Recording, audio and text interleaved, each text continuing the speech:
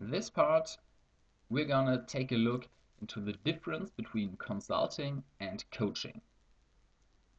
Consulting and coaching are two concepts that are often mixed up in some way, so we're now gonna make the difference clear, and this will also help you to understand consulting a lot better.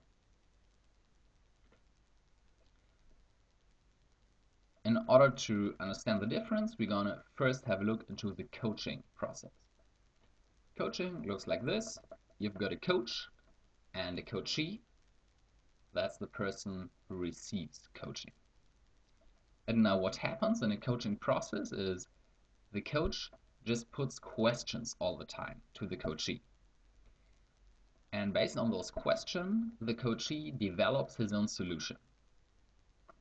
So as a coach, you do nothing else but putting guiding questions to your coachee to make the coachee think. And based on his results, the coachee develops his solution by himself.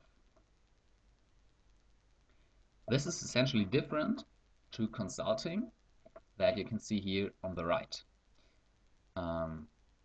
Consulting works more directly, so the consultant has got a solution and simply gives it to the consultee.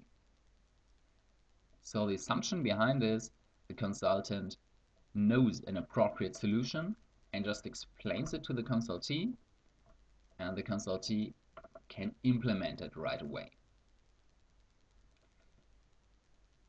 So this is far more direct, whereas coaching has more to do with thinking and developing individual solutions for every situation.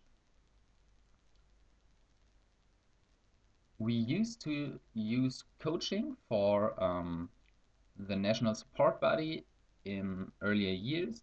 In the term 13-14, we swapped over to consulting as the primary concept for the NSB.